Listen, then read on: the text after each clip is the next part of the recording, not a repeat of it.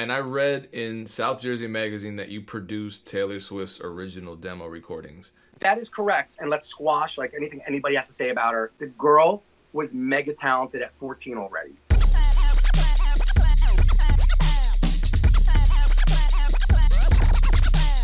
I do. Well, here's another question that I have to ask. So I actually didn't know that Taylor Swift was originally from the East Coast, Pennsylvania, right? Out in Pennsylvania, yes. And I read in South Jersey Magazine that you produced Taylor Swift's original demo recordings. That is correct. I was involved with Taylor early on. I wish I was involved with her now. She was awesome, man. Her and her family, her mom, her dad, and her kind of were looking to get her career started. And at the time, I was being represented by Joe Tarsia, who owned Sigma Sound in Philly, which is a very legendary studio.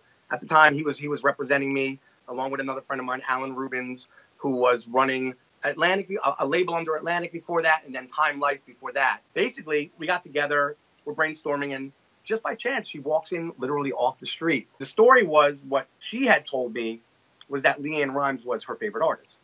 So I ended up basically working with her on 2 records, Smoky Black Nights and Lucky You. She was 14 at the time.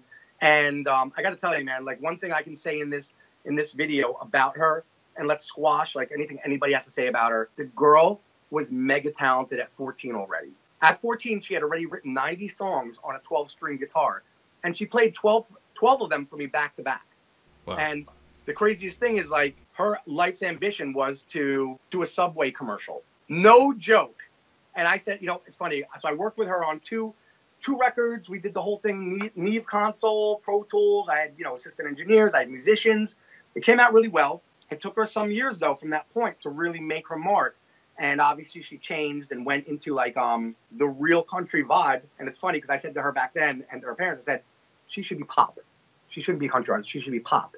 And now in 2018, she's like the biggest pop artist on the planet.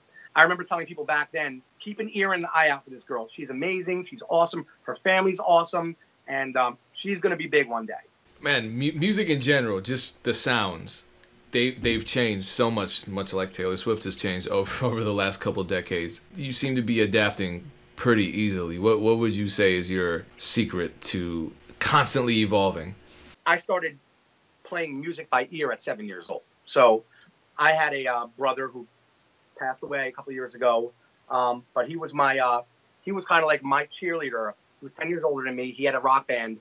I remember seeing that keyboard just laying there, and I just started playing like top lines of all the songs that were on the radio. And by 7, I basically had perfect pitch by 7 years old. So for me, it's a little bit different, but what I will say is this, and this can go for everybody. I listen to all kinds of music.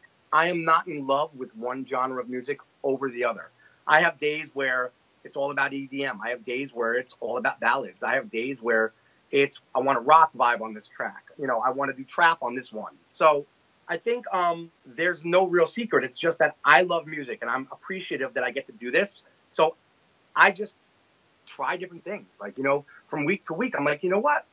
I want to see if I can deconstruct that song that's out right now and see what they're doing. And maybe I can infuse a little bit of that into this project I'm working on.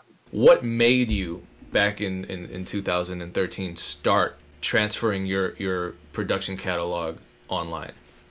I actually have some really, really great clients / friends that did a whole lot of songs with me in the studio that I produced or I engineered. And one day they actually said to me, they said they had tracks that they were getting from another producer. I'm not going to say names, but they got from another producer. And then I saw other clients with the same tracks. I kind of brought it up that I've heard this beat before and I've seen it and I know the name. Like, you're like the third person. I'm like, so where are you getting these from? So when they told me, they're like, hey, Mig, you probably have hundreds of tracks laying around. Yeah, I guess from like all the revisions and drafts and projects that weren't released, I can turn them all to different tracks. So they're like, yeah, we're going to show you like what we do and how we get these tracks and like kind of like some of the websites that are doing it. And we really think you should do that. A lot of things happened in 2013 that made me do things that were unorthodox to me. And one was my father passing away. After he passed, and it's crazy I said it because like I said something about my brother passing away, but there were things that were influential and kind of kicking me in the ass and saying, take a shot at something new, try something new, Like try something that's going to make you excited about things. And after my dad passed away, I needed something to occupy my mind. I'm going to build a website and I'm going to look into this whole thing because that would be kind of cool. You know, I was a single dad at the time and had my son, and I was willing to try all kinds of new things just to see if I can just get things to grow from where they were. And not like they weren't doing anything, but I'm always looking for like that thing that can kind of like take what I'm doing and either make what I'm doing a little bit easier and to get more return out of it, or to try something new that just might be the lottery. It might be like the new cool thing that happens. Like you walk into a store, you buy a lottery ticket, and you go, I'm not going to win this, and then you win it. Like it happens, you know? So I was like, this could be really cool. Let me try this. So I spent a few weeks creating a website on my own, and then I hired somebody to do a first logo, and I put it up, and I uploaded about 50 tracks, and I didn't know what I was doing. I was kind of like copying what other people were doing and kind of learning, and I started selling. I started selling pretty quick. I think my first sale was within the first week of launching the website, and within 2 or 3 months, my site was listed in the top charts on some other marketplaces. We were like number 3 or number 4, and I was selling literally hundreds of tracks a month. My first track was an exclusive that sold for $1,600. I was like, wow, this is really this is a business. This is if you could sell one track at $1,600, you could sell 1 million of them at $1,600. That's how I looked at it. That's kind of how I got into it. It was some really close friends and who were clients at the same time who were like, you could do this all day long, what these guys are doing. I'm like, yeah, I don't know about that. I was so used to making a deal with a label or with an artist, and that's how I would sell a track. I would make the track for the artist, and you would get tens of thousands of dollars. You know how it is. Maybe even more.